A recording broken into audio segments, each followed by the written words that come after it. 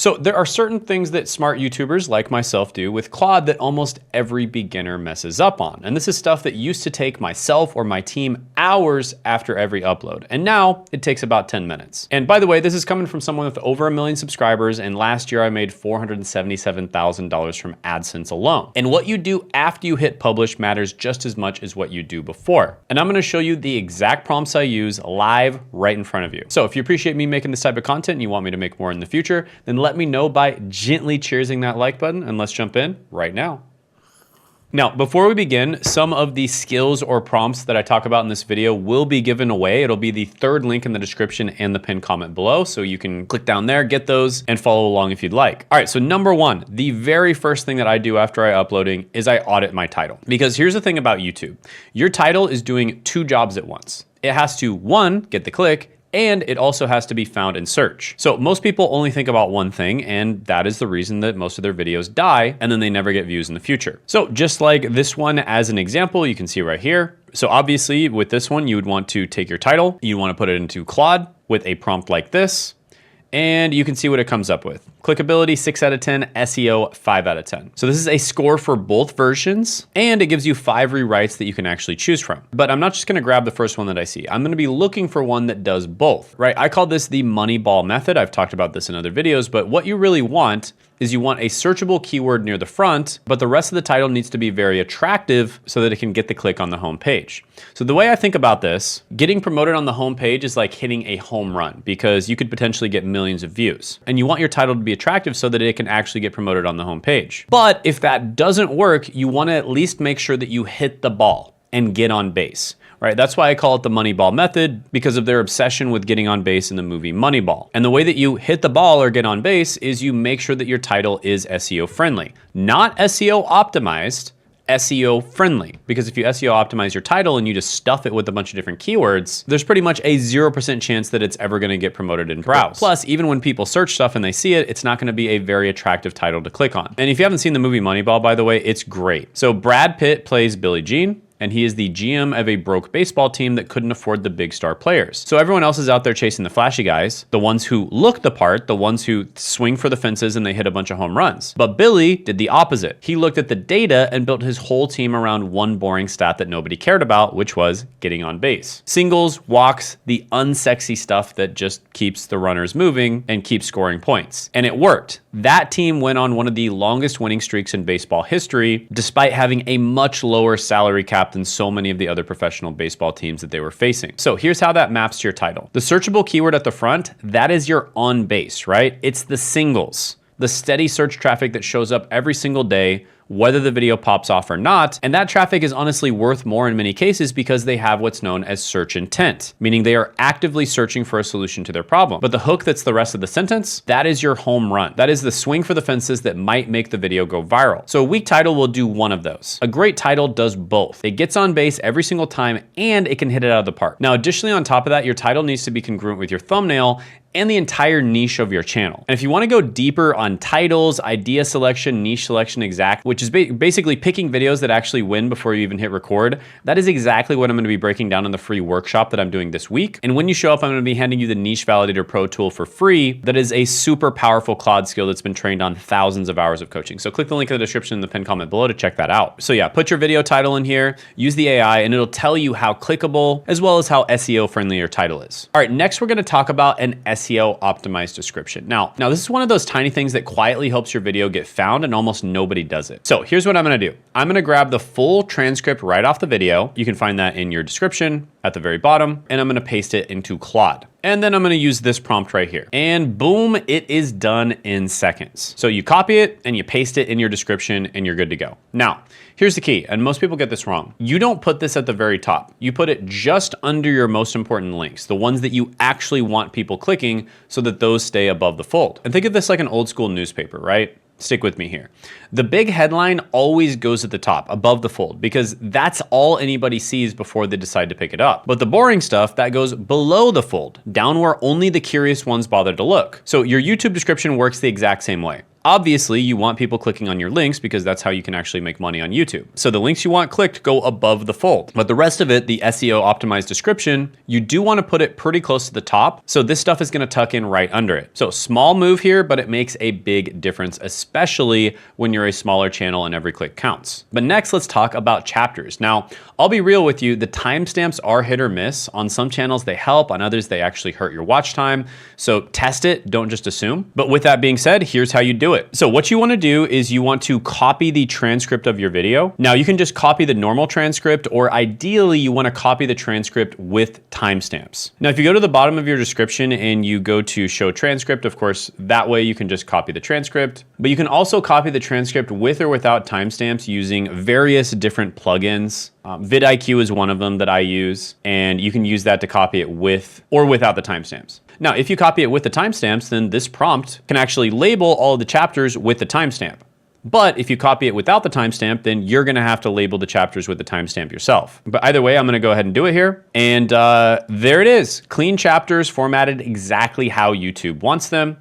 And this one is already done for me by the last prompt, so I'm just gonna go ahead and grab it. Now, another thing you wanna do is go into your settings and uncheck automatic chapters, and then just give the timestamp for each one, right? Now, one thing you wanna do here is don't give away what's in it, just tease it, right? It's kind of the same energy as the title. You want them curious enough to jump to that part, but not satisfied enough to skip it, right? And that's it. But and this prompt should do a pretty good job doing that. And that's pretty much it. Don't overthink this one, seriously, just move on. With that being said, make sure you split test your videos with and without timestamps. We have found that some types of channels actually get lower watch time when they put timestamps in. All right, next section is going to be tags. Now, I'm not gonna lie to you and tell you that tags are some magical hack, because they're not.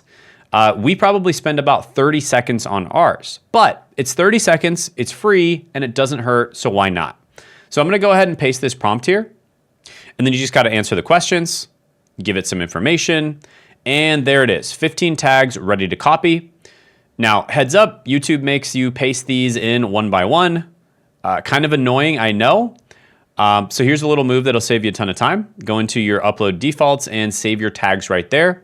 That way they're already loaded on every new video and you never have to do this again. You set it once and you forget it. Copy, paste, and then move on with your life, right? Don't overthink the small stuff. With that being said, all the goofballs that say that, oh, you shouldn't put tags in your videos. Yeah, you should, because even if it doesn't make a difference now, which it probably doesn't make a lot of a difference, but it probably does make a bit of a difference. What if something changes in the future, right?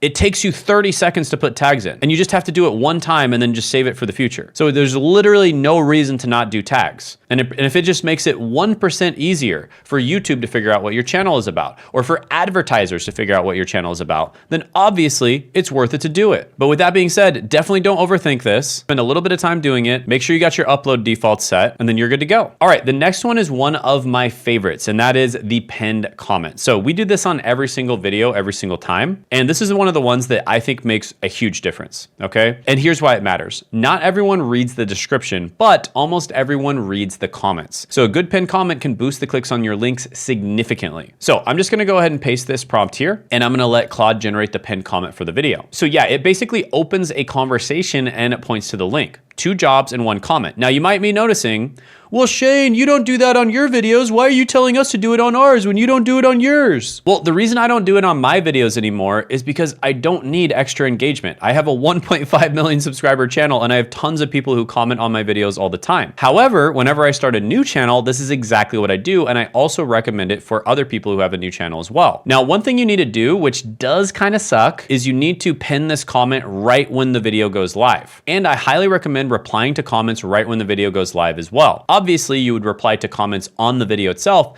but even reply to other comments on other videos on your channel right when the video goes live as well, because they're gonna see a little red notification at the top right, and they're probably gonna go and click on that and see that you just uploaded a video and be much more likely to watch it. And after a period of time, people are gonna notice that you publish videos at the same time, which, by the way, you should definitely be doing that, but also they're gonna notice that you actually replied to comments right after the video was posted as well. And this is especially important in that first first hour. And so basically what this will do is it will kind of almost be like an event, like a party every single time you upload a video. People will grow to expect you to be there and answer the questions. So I did this a lot when I first started on YouTube. Of course, I typically don't do it anymore just because there's way too many comments, but it is super valuable and super effective for a smaller channel. Now, by the way, sometimes people get really mad and you're like, wow, you can't even take 5 seconds to respond to comments. And I remember my brother Zach even said that, right? I remember when he posted his very first video, he goes, bro, watch me. I'm gonna reply to every single comment on my channel. And you know what? He did for a while until that video took off. And then the comments started rolling in faster than he could type, hundreds of them a day. And he had to wave the white flag. But here's the thing, that was a good problem to have, right? That's the problem that you want. He showed up early, the algorithm noticed,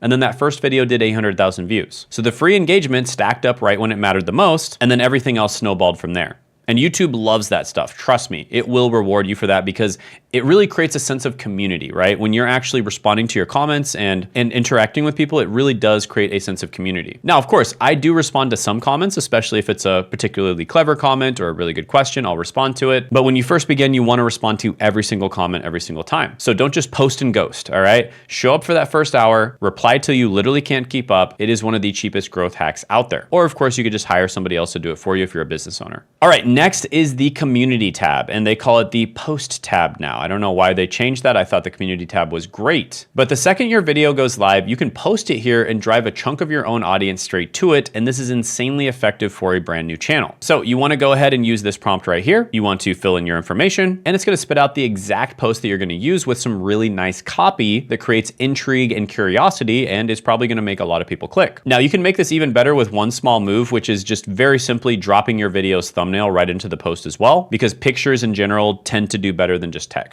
And yeah, you're just gonna go ahead and copy it in there, and then you can paste the photo if you want. And you see the vibe here, it really does have that new upload energy, right? It has a little bit of urgency, and that's all you really need, right? Don't overthink the wording, but at the same time, you do want to alert people right when your video goes live, because some of them are gonna click and watch your video, and it builds that party feeling right when your video goes live, which you really want. Because when people watch your video right when it drops, that is one of the strongest signals that you can send the algorithm. It tells YouTube, this thing's got heat, so you should push it. All right, next section is the first hour comment replies. So I kind of mentioned this already with the pinned comment, but not only do you want to reply to people the first hour, but in many cases, they may reply to your reply, and then you want to reply to their reply of your video, if that makes sense. Because this will count as even more engagement than if just one person comments on your video. So instead of one engagement, it could end up being 3 or 5. So keep replying until they stop. Now, one thing you can do is you can just screenshot the comments, drop it into Claude, and then use this prompt as well. Or you can just copy the actual comment itself and drop it into Claude and use it too. I recommend screenshotting it, especially if you have multiple different comments on your video. So yeah, I'm gonna paste the prompt right there, put the comment in, and boom, it gives me a conversational reply. Sounds human, not robotic, and you can just copy and paste it right in. All right, so the next section is all about repurposing. Now, YouTube loves it when you send traffic from other platforms back to your video. Even a little bit, right? They reward you for it with more impressions. So I take that same transcript and I find the best moments to clip. So what you want to do is you want to take the transcript of your video, ideally with the timestamps, and then find the best moments to clip. And you can just do a simple prompt like this. And like I said before, the really good stuff is going to be in the description, the pinned comment below, but a simple prompt like this will suffice. And it gives me 3 clip suggestions. First one is the subscribers more money clip. And I can tell you from experience that this is really good. Now the second is the $7 skin test. And the last one is your thumbnail is attracting broke teenagers, right? So all 3 of these are good. They're also giving directions on the exact places to clip, and then you can hand it to your editor or you can cut it yourself, doesn't really matter. One of the easiest ways to do this is with Descript. Descript is really good for making clips, and there are automatic options with Descript as well as Opus clips, but I believe those are paid. So if you don't want to pay, you can just use these instead and just do it manually. But then you can syndicate this content to YouTube Shorts, to Instagram, to TikTok. There's even other platforms you can do it on as well. All right, next is your thumbnail text, right? Now I've got one hard rule here and it's non-negotiable. If your thumbnail has words on it, those words have to tell people what the video is about without reading the title. Now, there are some advanced YouTubers that do not have to follow this rule because they know what the hell they're doing, okay? But beginners should follow this rule 100% of the time. Now, this does not mean repeat the words that you have in your title and the thumbnail. In fact, you absolutely should not do that. However, it does mean that you should be able to tell what the video is about just from the thumbnail alone without even looking at the title. And here's a dead simple way to test this, right? Cover up the title with your thumb, literally right now on your last upload, and then can you still tell what the video is about? right? Just from the thumbnail alone. If yes, you nailed it. If you're squinting and guessing, it failed. So you need to go fix it. And think about it like a billboard on the highway, right? And stick with me here. You've got people flying past at 70 miles an hour. You get half a second of their attention, and if they can't get it in that half second, they're already gone. So your thumbnail is that billboard. Your title is just the fine print that nobody slows down to read.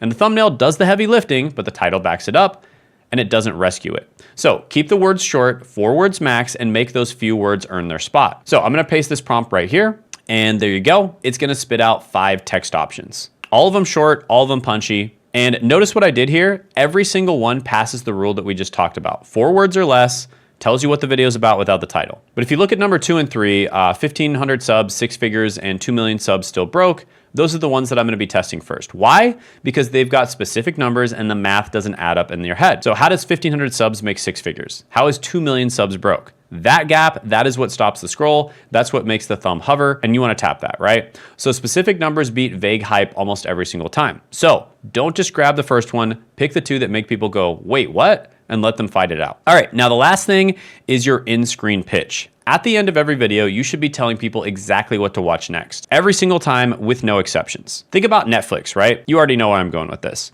The episode ends right where it gets good, then the next one auto plays before you can even reach for your remote. And that is why you accidentally watch 6 episodes in a row. Your in-screen is that autoplay. Build the cliffhanger, then point them straight to the next one.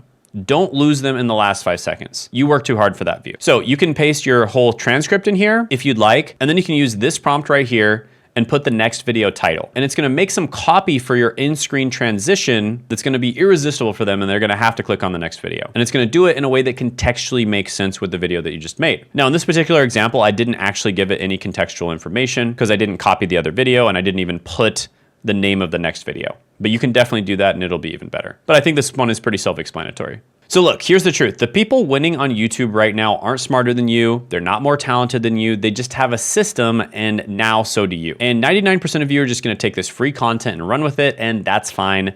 I like to give way more value than I receive, and that's why I make these types of videos. And that is also why I'm hosting my live training this week, where I'll show you guys exactly how to grow and make money on YouTube. And when you attend, you get the Niche Validator Pro, both the ChatGPT and the Claude versions, for free. Plus you get to ask me your questions live on Zoom at the very end, and we'll give you a step-by-step guide for getting started on YouTube and building your personal brand. So click the link in the description and the pinned comment below to attend that. But for the 1% of you who are dead serious, right? You're either business owners or you want to treat YouTube like a business. If that is you, I'm opening up 3 to 5 spots to work directly with myself and my team, and you can access those by clicking the link in the description and the pinned comment below. Now, this is for people who want high-touch one-on-one coaching, or they want us to just do the work for them. And obviously, this is a lot of work for us, so it's gonna cost some money. So only book the call if you're very serious about growing and making money on YouTube, and we look forward to talking with you. If you wanna see an example of someone who worked with us and got incredibly good results, you can click right here to see an example from Sean. See what I did there? That's the end screen. But yeah, Sean worked with us, and this is a video of me interviewing him and talking about his experience working with us and how we helped him get to $500,000 in a single month. So yeah, click right there to access that.